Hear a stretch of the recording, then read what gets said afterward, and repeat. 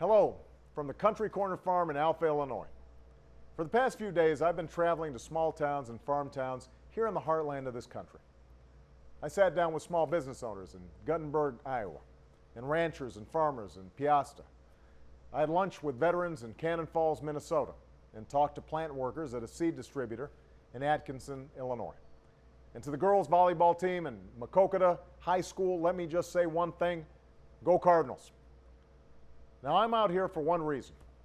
I think Washington, D.C. can learn something from the folks in Atkinson and Peosta and Cannon Falls. I think our country would be a whole lot better off if our elected leaders showed the same kind of discipline and integrity and responsibility that most Americans demonstrate in their lives every single day. Because the fact is, we're going through a tough time right now. We're coming through a terrible recession. A lot of folks are still looking for work. A lot of people are getting by with smaller paychecks or less money in the cash register. So we need folks in Washington, the people whose job it is to deal with the country's problems, the people who you elected to serve. We need them to put aside their differences to get things done.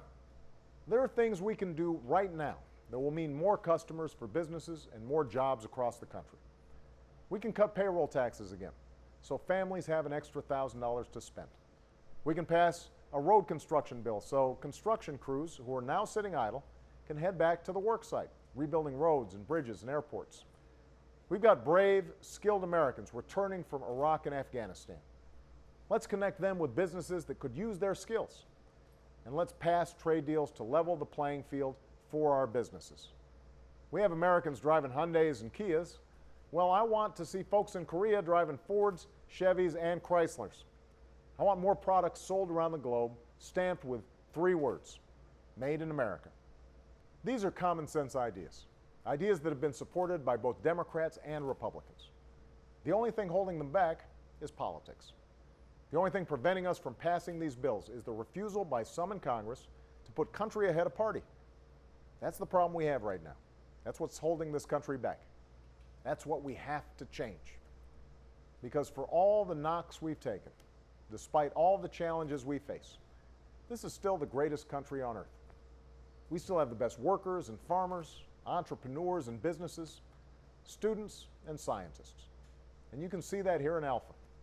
You can see it along the country roads that connect these small towns and farmlands. You know, these past few days I've been seeing little kids with American flags and grandparents in lawn chairs. I've shaken hands with folks outside machine shops and churches, corner stores and farms. It reminds me of why I got into public service in the first place.